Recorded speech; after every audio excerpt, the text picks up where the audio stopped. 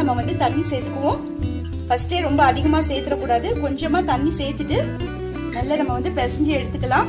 பண்ணி பார்த்ததுல உப்பு மட்டும் கொஞ்சம் குறைவா இருக்கிறதுனால கொஞ்சமா நான் வந்து உப்பு போட்டுக்கிறேன். போட்டுட்டு இதையும் நல்லா மிக்ஸ் பண்ணி விட்டுடலாம். 10 நிமிஷமா நல்லா அடிச்சு பிசைஞ்சு இந்த அளவுக்கு நான் வந்து வச்சிருக்கேன். வந்து சின்ன சின்ன போண்டாவா நம்ம வந்து போட்டு எடுத்துடலாம். கடாய் வச்சாச்சு.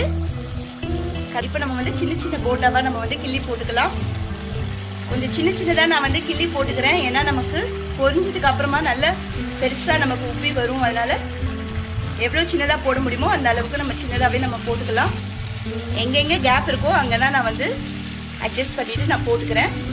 ஒரு பக்கம் நமக்கு நல்ல செவந்து வந்துருச்சு, நம்ம அப்படியே திருப்பி போட்டுடுவோம். இப்ப பாத்தீங்கன்னா நமக்கு 2 பக்கமும் நல்ல செவந்து வந்துருச்சு. இதோட நம்ம இந்த வடைய நல்ல வடிய வச்சு எடுத்துருவோம். இப்ப பாத்தீங்கன்னா நான் வந்து டிஷ்யூ பேப்பர் வச்சுட்டு அதுல நான் அந்த வடையை போட்டிருக்கேன். எண்ணெயெல்லாம் நமக்கு வடிஞ்சு